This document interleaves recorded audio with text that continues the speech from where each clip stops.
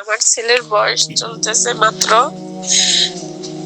8 বছর, পড়ে নেয় সেপ্টেম্বরে 8 বছর পড়বে। নিজের হাতে খাইতে পারে না। বাবার বাড়িতে আছি, বাবার বাড়িতে কেমন আছি একমাত্র আল্লাহ ছাড়া কেউ জানে না। বুঝছেন,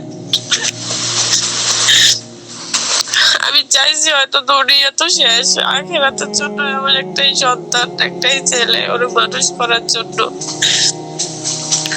আমার হয়তো সামর্থ্য নাই। যদি আল্লাহর দিকে তাকায় আর যদি ভালো মানুষ করে দিতে পারেন, আমি আল্লাহর কাছে আপনার জন্য দোয়া করব।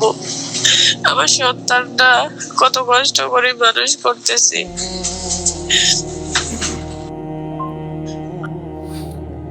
আশা করছি ভয়েসটা আপনারা অনেকে শুনেছেন।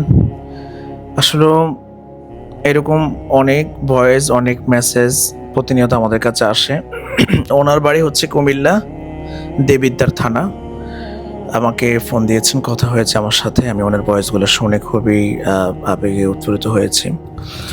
ওনার সাথে আমার কথা হয়েছে খুব রিসেন্টলি। উনি কুমিল্লা থেকে আমার কাছে নিয়ে আসবেন তার সন্তানকে, এবং আমি তার সন্তানকে আলহামদুলিল্লাহ আপনাদের দোয়ায় বিনা খরচেই তাকে আশ্রয় দিব। সে যেন মানুষ হয়। আসলে এই দুনিয়ার মধ্যে আমরা কেউ এখানে থাকতে পারবো না, এবং গত 100 বছর বা গত 30 বছর আগেও আমার কোনো অস্তিত্ব ছিল না।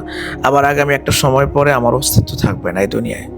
তাই আমি এমন কিছু কাজ করতে চাই আপনাদেরকে সাথে নিয়ে, যে কাজগুলোর মাধ্যমে যেন আমি দুনিয়া না, যেন আমি আখিরাত আল্লাহর কাছে পুরস্কার পাই। আর সেটাই যেন আমার লক্ষ্য উদ্দেশ্য হয়। আপনাদের কাছে দোয়া চাই।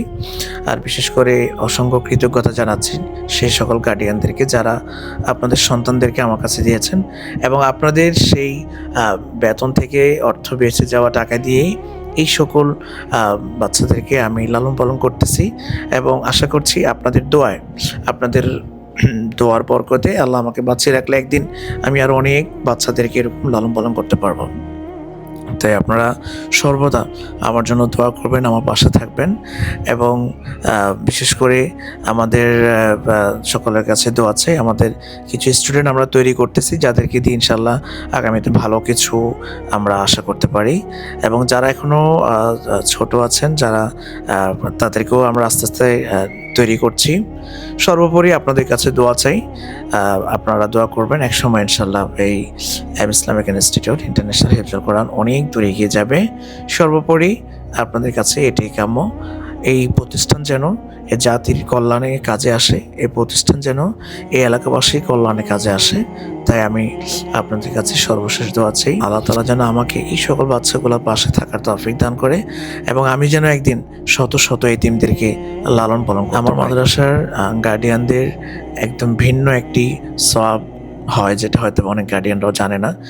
আপনার বাচ্চাকে আপনি যখন অন্য জায়গায় পড়াতেন তখন আপনি শুধু বেতনই দিতেন, কিন্তু এই মাদ্রাসায় আপনার সন্তানকে আপনি শুধু বেতনই দিচ্ছেন না, কারণ আপনার এই টাকা থেকে বেঁচে যাওয়া অর্থ দিয়ে যখন এতিম অসহায় বাচ্চারা লালন পালন হচ্ছে, পড়াশোনা করতেছে।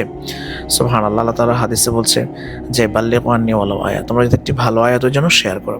তো আপনার এই অর্থ দিয়ে যে বাচ্চাটা পড়াশোনা করতেছে, ও একটা হরফ পড়ার পরে যে সওয়াব হচ্ছে, ওই সওয়াবের পরিপূর্ণ সওয়াব আল্লাহ তাআলা আপনার আমলনামায় দিয়ে দিচ্ছে। সুবহানাল্লাহ, এর চেয়ে বড় সাদাকা, এর চেয়ে বড় মানে বরকত, এর চেয়ে বড় সওয়াবের কাজ পৃথিবীতে আর কিছু হতে পারে না আমার কাছে মনে হচ্ছে।